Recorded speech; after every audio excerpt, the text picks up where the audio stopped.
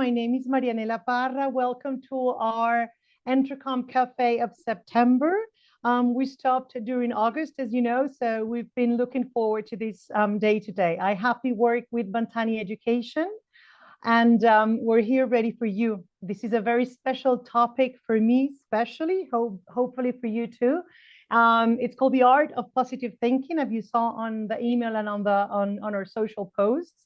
And because just a few days ago, we celebrated the Positive Thinking International Day. You know, we have an international day for everything. And apparently the Positive Thinking International Day was just about a week ago. And those of you who know me, you know, I'm a teacher, I'm a trainer, and I love everything and anything that has to do with education.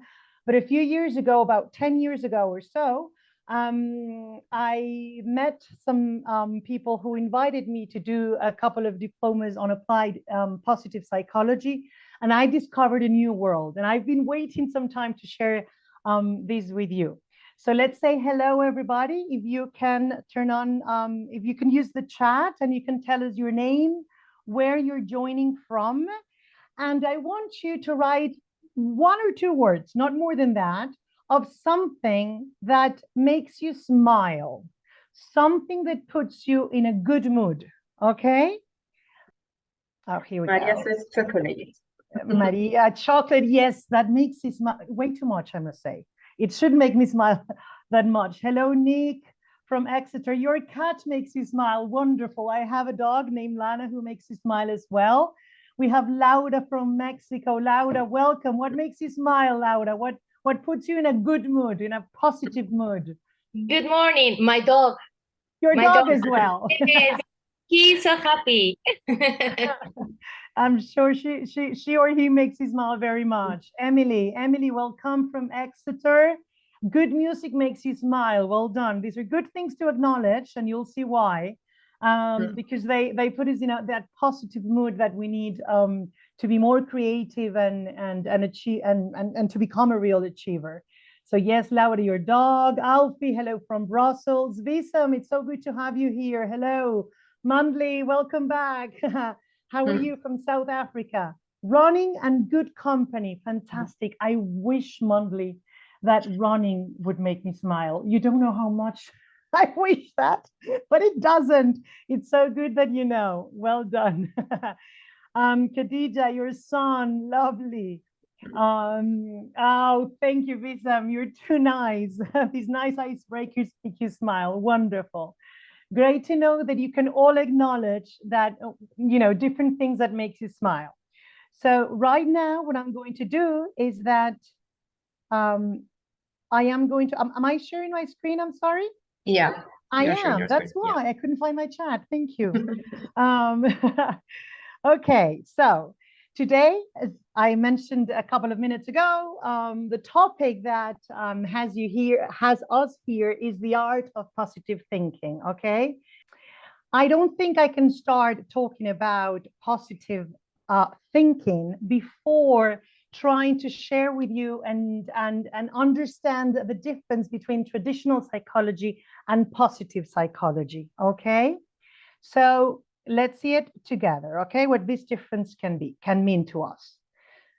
Positive psychology, okay, is what have asked for, you know, centuries now, for decades and over a century now. What is wrong with us? Okay, what is wrong with us? So it does focus on pathology, on illness, on neurosis, on what is wrong with our mind or with our feelings. Alrighty. Now, positive psychology is the one that asks you what is right with us. Okay, what works for us? What are our strengths?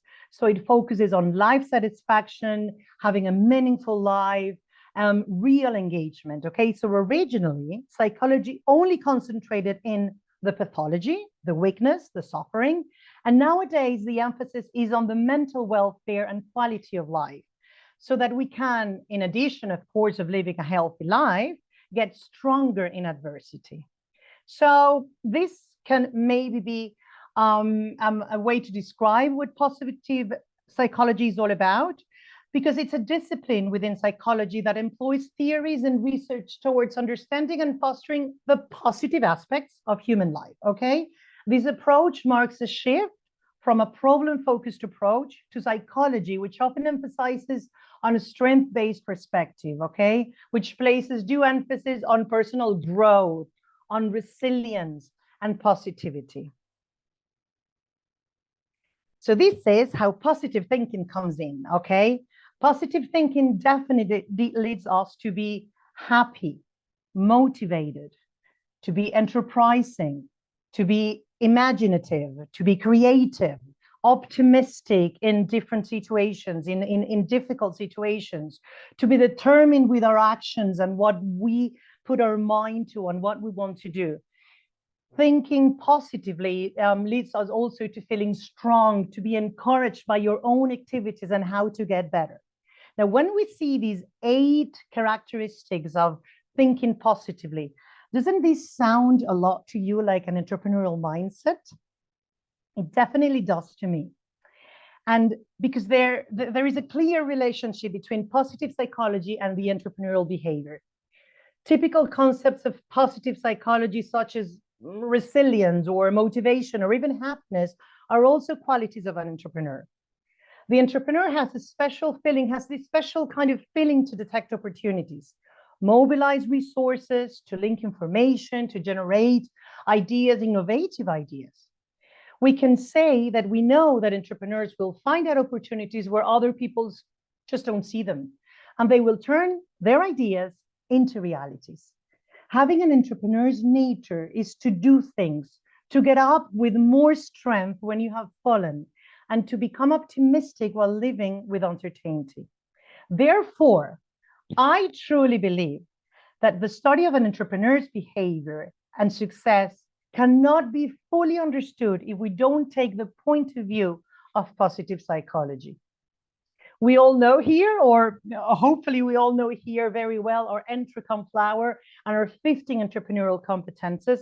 But here to the right are the foundations of positive psychology, the pillars of positive psychology.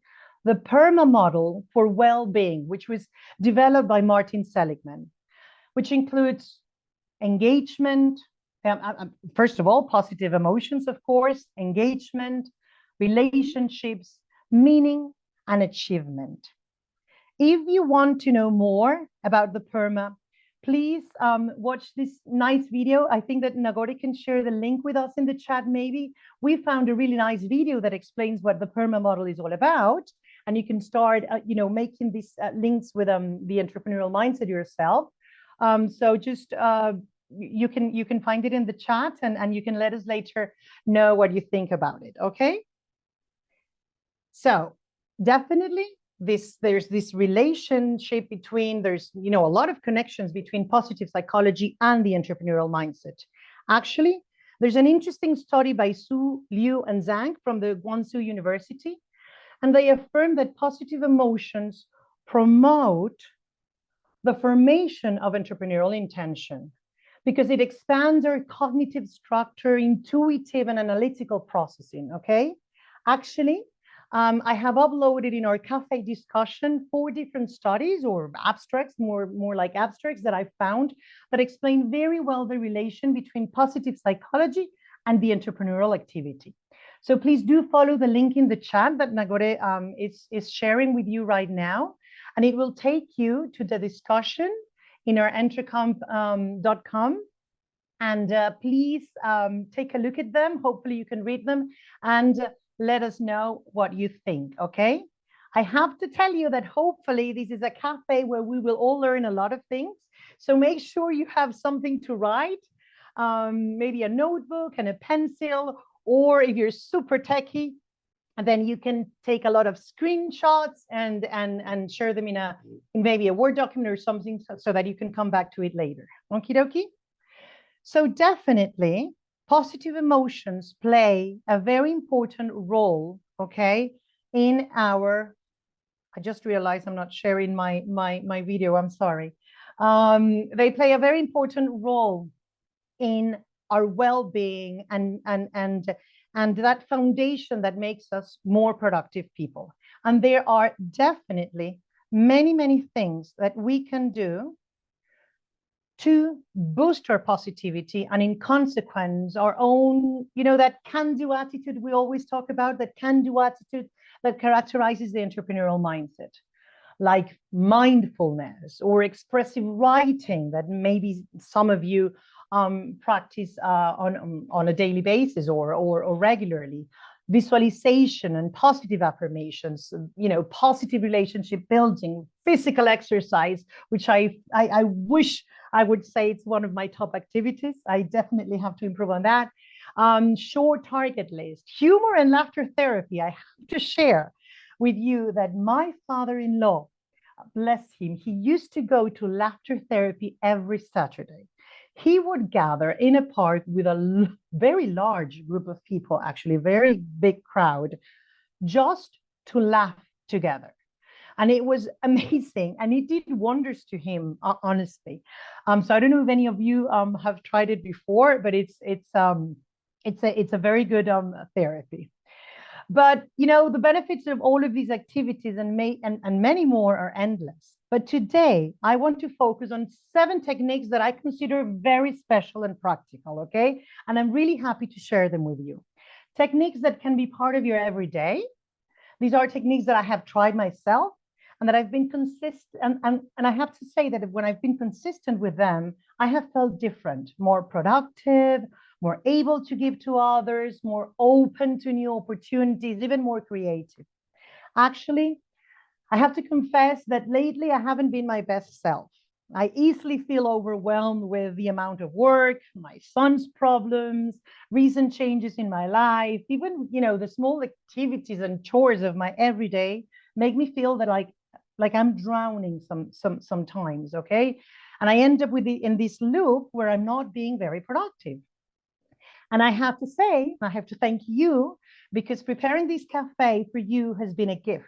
Okay, it has been a wake-up call for me, to be honest. It has helped me see that I need to incorporate again some of these techniques for my own well-being, okay, for being more productive and more happy.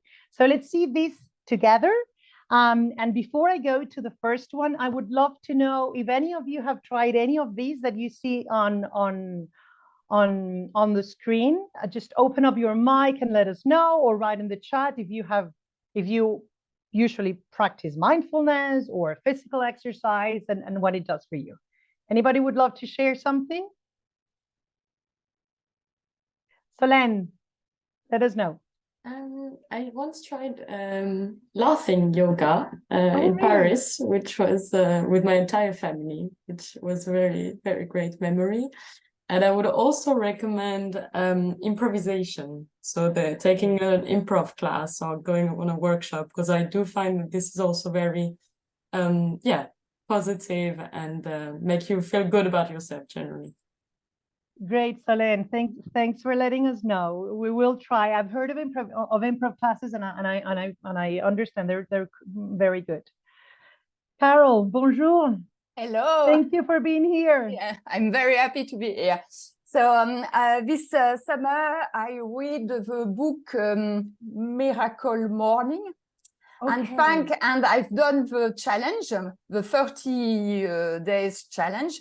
And thanks to this book, you can practice visualization, positive affirmation, physical exercise, and mindfulness too. So for me, it was very, as you said before, it was very, I have now more productive thanks to these rituals. Okay. Routines. Yes.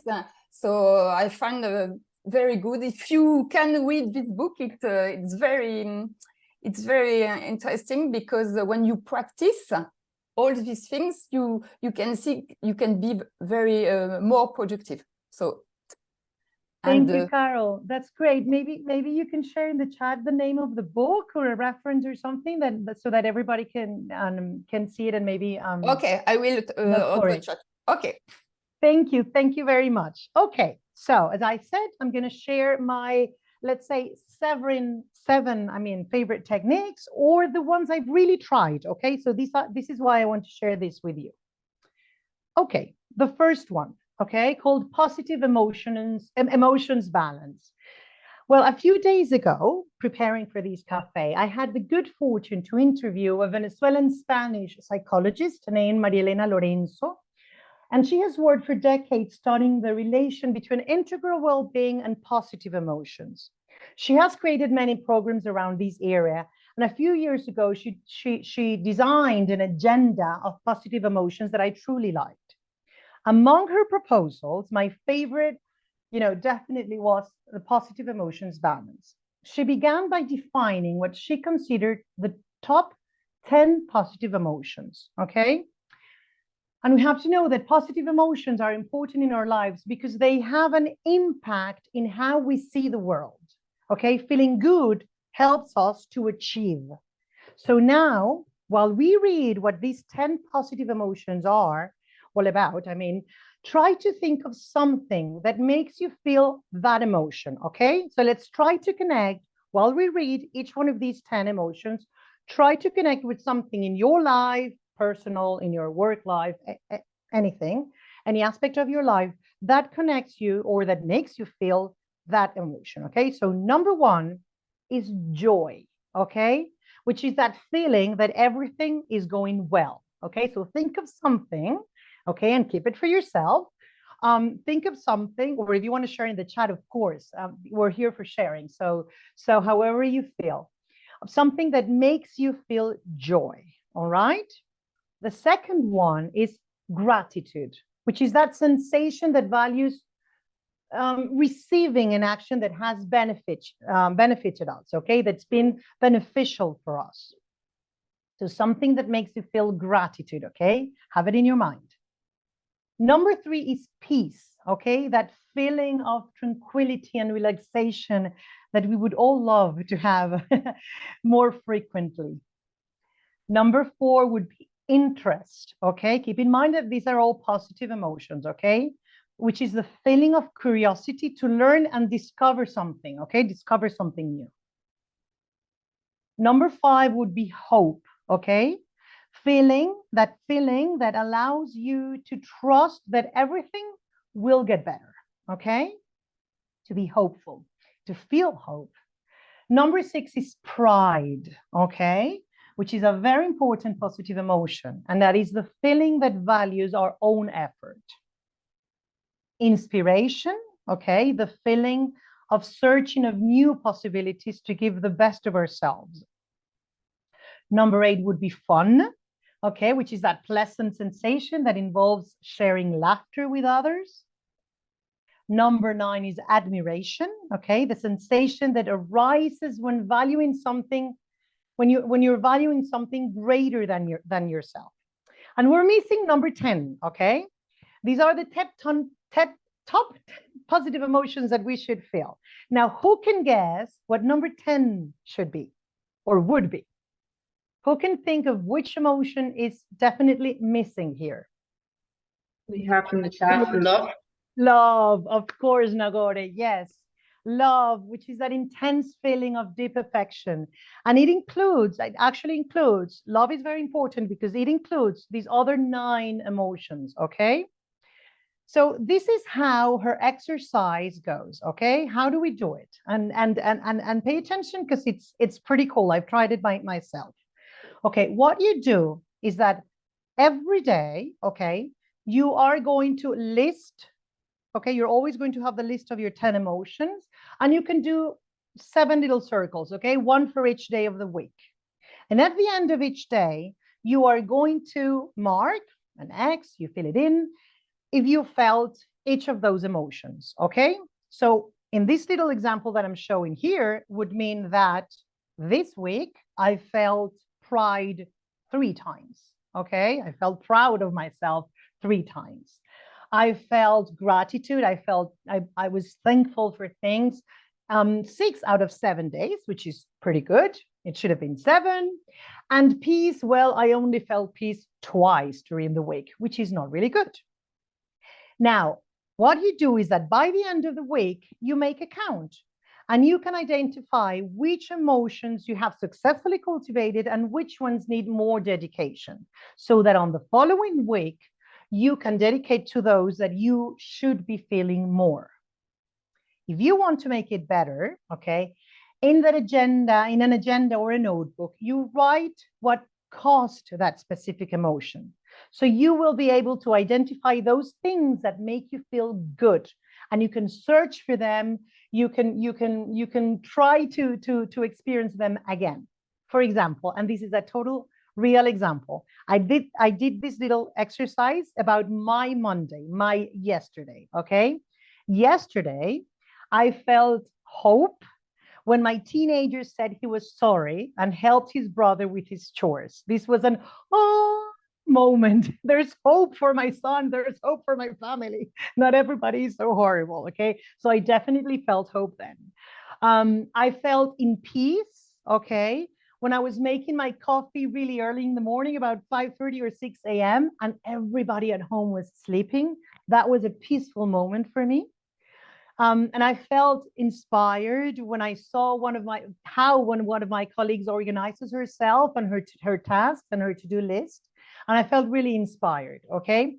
So what happens is that when I identify what makes me feel these things, because many different things can make me feel these positive emotions, then I can do it again. Now I know that waking up early, okay, and making coffee by myself will allow me feel peaceful at least once a day. Okay. So I try to repeat these little rituals or these little activities, or of course they can be different ones as well, that will help me feel this. Okay.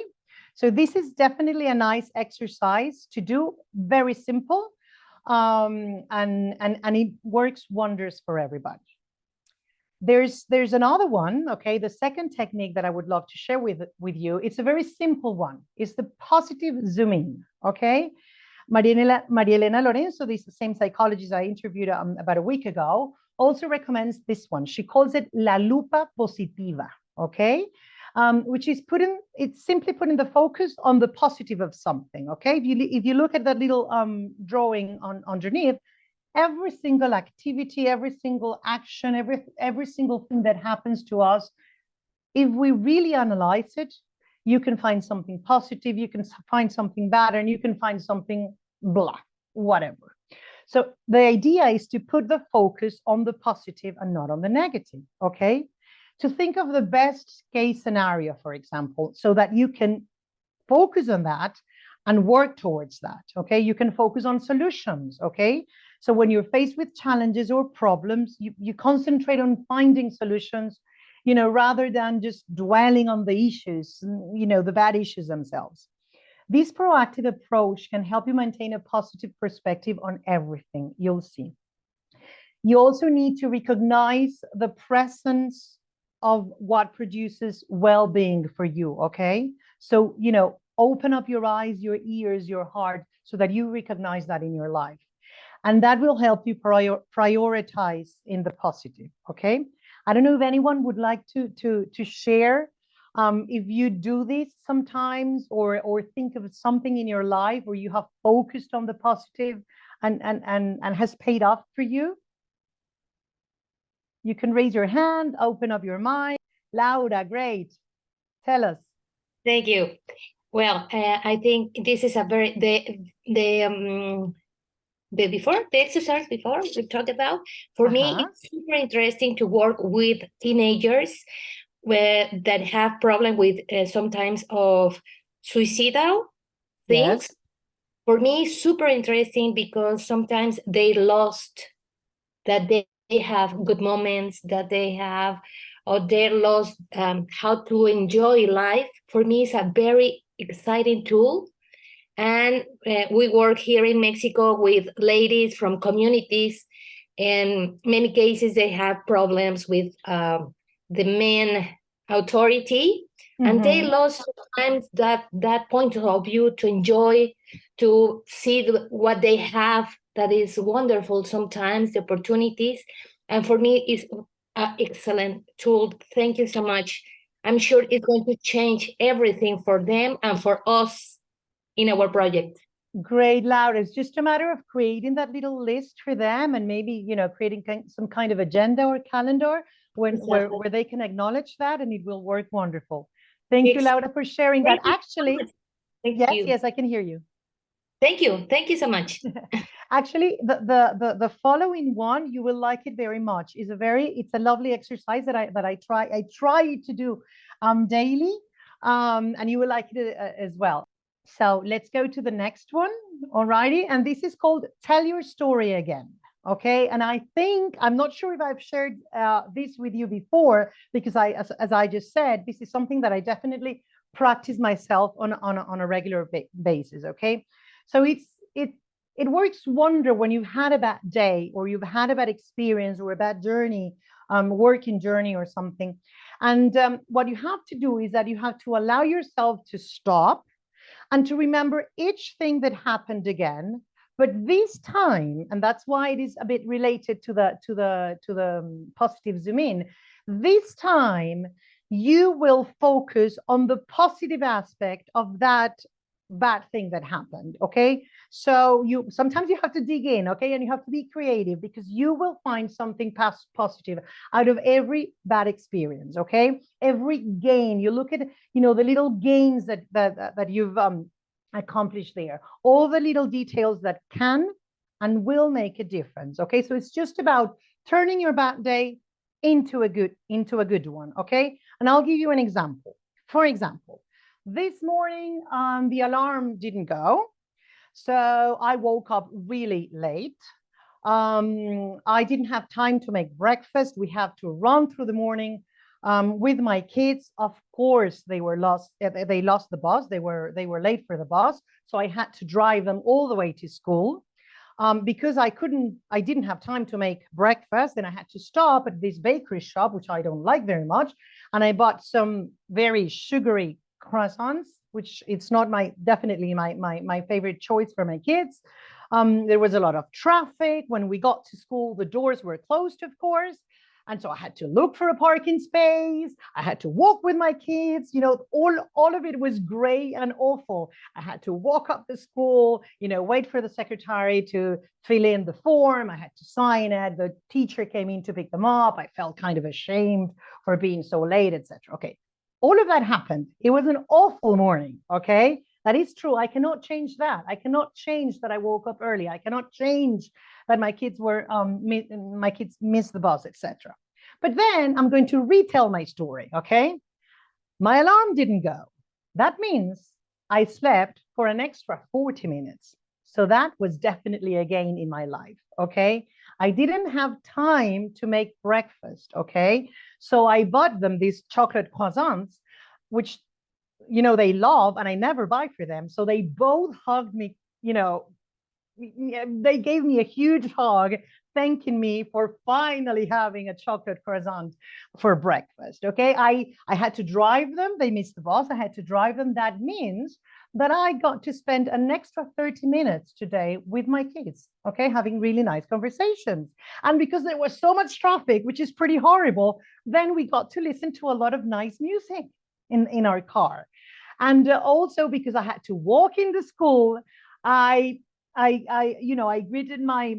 saw the teacher, whom I never see. I'm the worst mom. I never write emails to teachers or anything like that. So it was a good opportunity to say hello to them, to see that we exist, etc. So you see, it's the same situation, but you just go back and you try to extract all the little positive things. Okay, so Laura, this is also another exercise that would be lovely with your teenagers. Okay. Yes, it's amazing. Thank you so much. It's useful for us. It's super useful. It's a new way to work with them.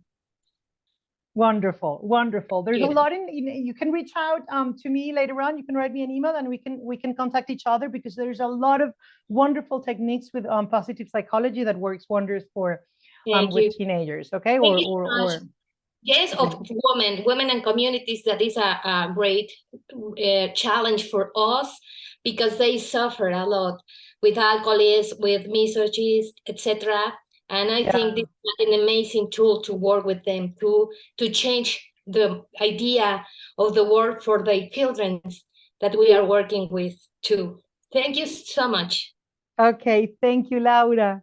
I don't know if any of you have tried this before, or would like to share what you think about this technique, because it's really dear to me. It helps me a lot, to be honest. Maria, great. Let us know. Yeah, I'll try once again. Actually, thank you, Maranella. What you described reminded me of a video that was, I think, created a while ago in honor of the Mother's Day. And it's a perspective how a mother takes a normal day with two kids, being exhausted, running around, and then a perspective of her daughter, which actually appreciates every moment, like you said, with croissants. I will share it later in the chat, but it also reminded me of a day when I didn't feel well. My husband hurt his leg, and then we had to stay at home, cancel all our plans, and my husband's son was with us. And we literally just were sitting in chairs, and to me, we did nothing. We talked, we chatted, and then I thought, oh, such a crappy day. We had to cancel our plans. I didn't feel well. But the kid, in the end of the day, when we were having a dinner, he said, it's so cool to have you both during the day, and you all listen to me all the time. Can we please have a day every week when we just sit, do nothing, and talk? And we were like, yeah, it wasn't as crappy as we thought. And it also helped to put into perspective how a crappy day from an adult life perspective could be an absolute blast for a kid. Because we didn't move. We literally sit in one room in the same place.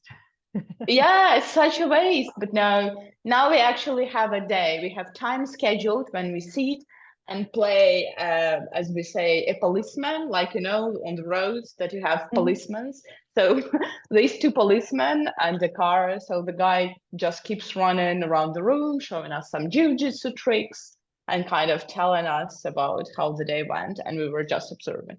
Lovely, Maria. Lovely. Thank you for sharing that with us. Yep. Thank you. Great. So, what sometimes we feel like a waste can be a great gain for if you just change the perspective, as you just said. Okay, the next technique. It's the well-known gratitude journal, okay? And I really encourage you to regularly write down things you're grateful for. This is a very simple practice but it can help us acknowledge and appreciate the positive aspects of our lives. Actually, gratitude journaling has been linked to a lot of different psychological and emotional benefits, including reduced stress, improved mood, increased happiness, and actually an overall enhanced life satisfaction. It can also help us become more aware of the positive aspects of our lives that we may otherwise take for granted, okay? We usually do that. We take for granted a lot of great things that happen in our lives, even if they're small. It's a simple yet very effective tool for promoting a positive mindset and well-being, okay? So let's see how it works. What you do is that, number one, you need to set aside some time, okay, for this. It can be 5 minutes a day. It usually works better when you do it at night. Other people do it weekly. It's better to do it daily, of course. And what you do is that you list all your grateful moments, okay? You can go day by day, or you can just make a great list, which is fantastic because they keep on adding and adding and adding. And, psychologically, you see that your list is growing and growing. The good things in your life are growing and growing. You have to assure regular entries, okay? It doesn't work the same if you write something today and then you forget about it for 3 days and then you take it to the office and you left it there. And it's better to decide, I'm going to do it every other day or every night or weekly, but to assure, regular entries. You have to be very specific, okay?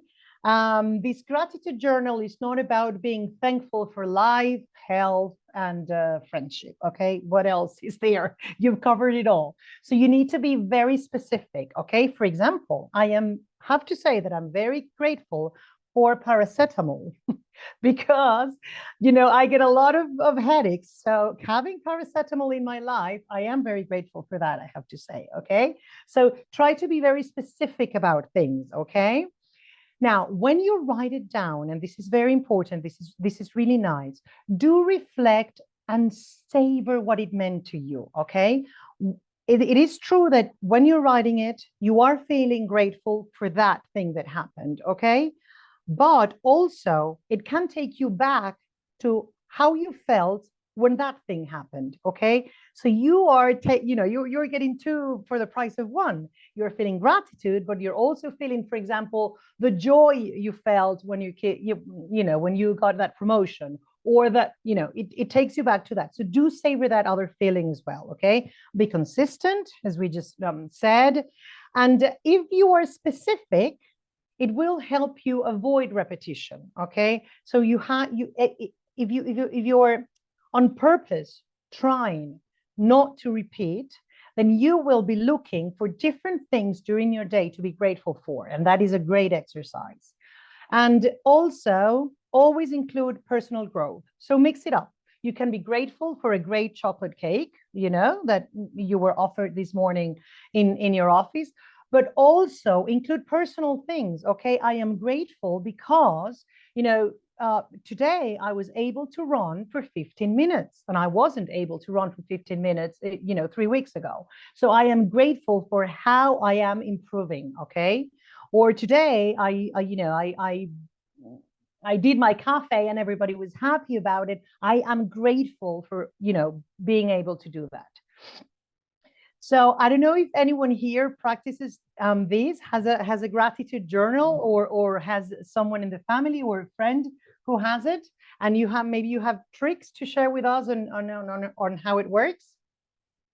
Anyone here with a gratitude journal? Oh, then I think we all have to start our own. Maria, you do one. It's me again. No, I'm not doing the journal, but I make a conscious effort before actually falling asleep. Say, I don't know, in my mind, say 3 things I'm grateful for, because of I had some drastic changes in my life like a year ago, and then it was very hard to focus on anything positive. But then if you keep reminding yourself what's being good to you over the day, and there is always something, at least small things, then it actually helps. So now every evening before actually falling asleep, already in the bed, I close my eyes, and then I think, okay, that was nice, that person was kind to me, I did that, and then it kind of helps. Amazing, great. Okay, we'll adopt it as well. Great. Lovely. So writing it down, it's great, because sometimes you feel the temptation. You always feel the temptation to go back and read it again. So you feel but I'm very lazy. I tried that, and I created several journals, but then never put anything in that. Didn't follow them up. Okay, great. Thank you for sharing that. Okay, let's see the next technique. The next one is very simple. It's something that we can all do. It's 3 good things. Okay, I don't know if it happens to you. It does happen to me. Sometimes I want it all. Okay, I want to achieve it all, and as we know, that is impossible. And that is when disappointment and regret and mortification kicks in. Okay, so one thing is to aim high, which we should all do, but another one is to have absurd expectations. I work with my to-do lists. I keep on writing to-do lists, and they come, they become longer and longer every day. And that is true. I do need to focus and work on that. But the idea here is to focus on 3 things that you can achieve if you put your mind and your effort to it. Okay, so because it is important to fill yourself with a sense of accomplishment by the end of the day, because it will boost your positivity and your motivation, and even your willingness to do more. Okay, so these 3 goals can be something simple and small, but they need to be realistic.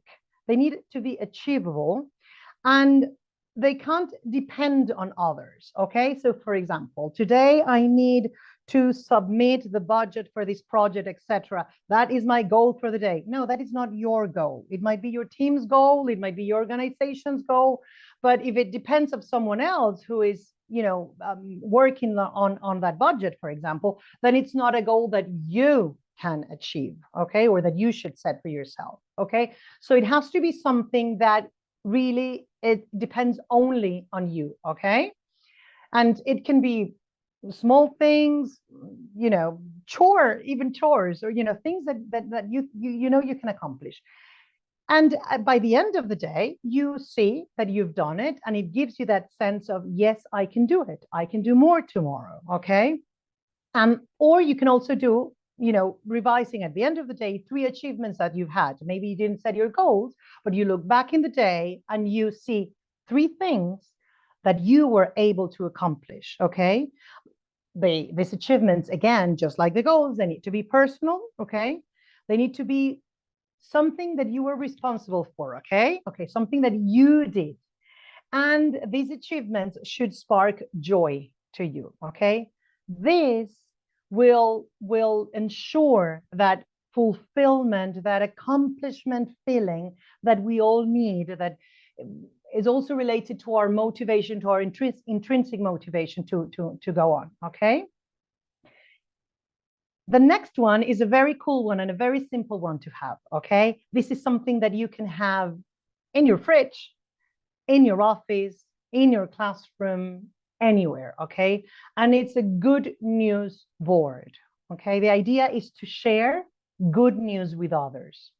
I recently read an article by Amanda Sheld that describes 7 scientifically proven benefits of consuming good news. I think that Nagore has the link. Maybe we can share it in the chat. And actually, each one of these benefits is backed with scientific research. Okay, so there's a research from Harvard University, another one from Southampton University, and so on. And this is the 7 benefits that she encountered. Okay, it reduces stress and anxiety. Consuming good news and sharing good news. It encourages people to stay more informed. Okay, because the more you know, the more you want to know. It can boost it can boost your, I wrote stress. I'm sure it's not stress. This must be a typo here. And your relationships, okay? Relationships with others. It creates greater engagement between people. And I love this one. It is true. You learn about something good from someone else, and it immediately creates a connection with that other person that will make your relationship better. It allows people to adapt more effectively to challenge, and it empowers people to give back to others, which I also think it's a beautiful benefit, okay? So I invite you to create this good news board. It's a lovely, lovely initiative to have in an office where we all share good news. It can even be a WhatsApp group, you have a WhatsApp group with your colleagues, okay, where we are only going to share good news, all righty, or with your brothers and sisters, for example, or with your children, anything. So, because definitely, happiness is sharing good news, okay? Sharing good news definitely makes us very happy. And the ones who receive it, of course.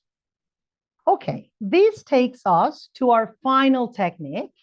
And it's a very special one. Actually, in a cafe a few months ago, we analyzed the flow theory, focusing on its benefits for the learning experience. But today we want to think of ourselves, okay? What we do every day and the activities that fill our lives, okay? So a flow experience is the optimal human experience where one feels so fully immersed in an activity or in an experience that you lose track of time. You don't know if you've been in that activity for 10 minutes or for 3 days in a row. And the good thing is that you do not care, okay? So the flow theory was developed by Mihaly Csikszentmihalyi. He's an Hungarian psychologist. He was born in 1934, but he's Hungarian, but he mostly developed all his theories and his work in the United States. Specifically in the University of Chicago. His studies focused on happiness and creativity, and this led him to the theory of flow, okay, which happens with a perfect balance between 2 basic elements, okay? Challenge and skills. The balance between the level of challenge, how you're being challenged, and how skillful you are, okay? So if we see this very simple chart, we can see that, for example, we know that challenging is good, okay? Everybody needs a challenge to, boost yourself, et cetera, But if the challenge is too high and your skills are very low in that activity, related to that activity, the skills that you know to develop that activity, then you will feel anxiety, okay? And if you're anxious, you can't produce anything. However, if your challenge is low and your skills are very high, you're very skillful in that area, then it relaxes you. You get bored. You don't really engage in an activity and you don't end up being productive either, okay? So the perfect balance is when your challenge, the way you're being challenged, meets your skills, okay? And that's when you are in the flow, okay?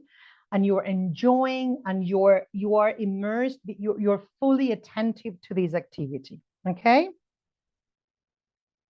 So flow experiences have a lot of benefits, okay? To start with, it increases engagement because while in a flow state, people feel fully involved and engaged in the task they're doing. It is a sort of, let's say, effortless attention that feels extremely enjoyable and puts you, you know what we call, in the zone, okay? It leads you to optimal performance because being completely immersed in a specific task can give a massive boost to performance. When you're able to completely lose yourself in a task, it heightens all aspects of your achievements. Also, people are more likely to experience better emotional regulation with increased flow because the mind gets clearer and calmer. The distractions of the environment fade away and, they stop bothering you. You just don't notice them anymore. Flow often happens when we master a skill. This is true, okay? And individuals who seek flow are likely to take up new challenges for growth. You feel a better sense of control, when you're in control in that activity. Some people call it in the Zen zone, but I think it's more than that, to be honest. Your skill development accelerates because there is a deeper connection between your mind and your body. People in a flow state also feel very, very happy because they even lose track of time. They feel so happy that they even lose track of time. This state of bliss, if you want to, comes from deep within, simply because you're so thoroughly enjoying what you're doing. Also, being in flow is a positive mental state that can lead to more joy and motivation. And this intrinsic motivation is key here, okay? The flow state often happens during creative tasks, and the pleasure of being in flow can lead to effortless creativity. It takes you to some creative levels that you never thought or you couldn't achieve in other activities. So these flow experiences, okay, we know that being in the flow means that we are operating at our optimal level because our skills match how we're being challenged. So we are neither bored or overwhelmed. We can describe it as a state of absorption in one's work. It is definitely an intrinsically rewarding experience. But how do we know if we are in the flow? Okay, how do we know that an activity, an experience, okay, takes you to be in the flow? And we need to know because it is important to have at least one of these activities in your life that you can practice regularly, okay? It happens when let's do something. While we see these characteristics of being in the flow, I want you to try to identify an activity that you do, okay, that you think takes you to this flow state, okay? So that activity should help you become one with your activity, okay? They say that, the doer and the doing become one, but that's what it means, that you love it so much that you become one with that activity because your sense of self kind of disappears, okay? We said you lose track of time. We mentioned it before. The work becomes effortless, okay? There's this powerful sense of control that you achieve, and it's great. You're in control in that activity. Your intrinsic motivation takes over, and we know that this is key to perform, to achieve, okay? This is a very important part of the entrepreneurial mindset. Skills meet challenges, we talked about it. And when you're in it, your goals become clear, okay? And there's no worry for failure, because there's no failing or succeeding. Doing the activity itself is already succeeding, okay? And this is why we say that feedback is immediate, because feedback comes from the joy of the activity, okay? But we must know, while you are identifying that flow activity, we must know that flow can involve positive or, negative activities or negative experiences. For example, think of gamblers, okay? Yes, they definitely go in the flow and they could be gambling for days, I don't know how many days in a row. So it's really up to us to find that activity that lets you go in the flow, in that flow state of mind. And it's even physical, honestly. But it's also good for you. Okay, so what we're going to do is that I would love us to share an activity or an experience of your life that you feel takes you to that flow state, okay? So I want everyone to think of something, and then we can do, we can share that in the Jamboard. That I think there's a QR code on the screen, but it works better maybe if we use the link that Nagore should be sharing in the chat, okay? And let's go to that Jamboard. I'm going to stop sharing now. We'll go to the Jamboard, and then maybe we can share our flow activities there. I already started. I have to say that creating the cafe PPTs, I swear God, they make me flow. I could spend days looking for the perfect images, reading papers, researching, thinking of new activities, Actually, I really need to cut down stuff because I usually have too much because I really love it, okay? And also doing pottery, which is kind of curious because I'm not very skillful. And the flow usually comes with, being skillful in something. I'm not skillful, but somehow I guess I challenge myself to the right, just the right amount so that I can enjoy pottery, and I could do it for hours. Playing piano, okay, takes you to that flow state. Great. Writing invitations, that's lovely. Maybe you can expand on that. Very good activity.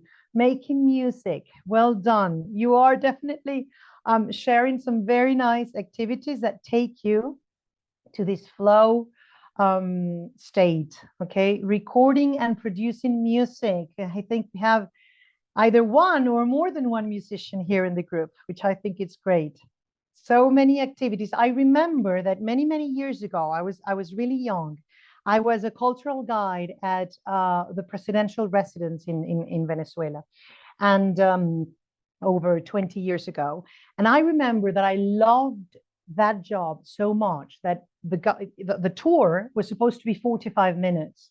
And my tours usually took up to 3 hours. They used to tell me off all the time because they were too long, because I was in love, so much in love with the house and with what I was doing and with what I was showing to others and offering others, that I was definitely in the flow. Swimming, fantastic activity. That makes you flow. Traveling abroad, yes. Let's see if I've missed one or two. Great. So the important thing about this is that you acknowledge, or you can identify, okay, that activity or that experience that takes you to that flow state in which you lose yourself, okay? Because what you will gain emotionally will help you become more productive, more creative, to develop that really can-do attitude, because the more you achieve, the more pride you feel, and the more willing to do more things you will be. Cooking, trying new recipes, great. Gardening, fantastic. Okay, so the important thing is that you all make sure that you include more of these activities in your everyday life, okay? So what we're going to do before we say goodbye is that, well, number one, I hope this has been helpful for you, that you've been able to think of maybe one or two or even the 7 techniques that you could make part of your life to boost that positivity that will ultimately let you to develop that can-do attitude, so typical, so important in an entrepreneurial mindset. And before we go, we want to share a link to a little survey, very simple survey, because we would love to know what you want our next cafes to be about. Okay, we want to hear you. We want to dedicate these cafes to you, to your interests, to your worries, to your needs. So let us know by clicking on that survey, please, which topics you would like us to work with in the next cafes. And also, we always say the same thing. You're all invited to be part of these cafes and to prepare something to share with others. Okay, that would be fantastic as well. Okay, this is our special space for sharing. So you're all welcome to contact us and let us know if you want to co-host one of these cafes with us. That would be fantastic. That would be great. Okay, so thank you very much. Hope everything is useful. Please do go visit us in EntreComp.com in our discussion, in our cafe discussion, because I have a lot more to share. So maybe we can continue our sharing in that discussion, and we can share other techniques around positive thinking and the importance of positive thinking. Okay, we'll see you on October the 10th. Thank you very much for being here. It's been a pleasure for me. Hope it's been helpful for you.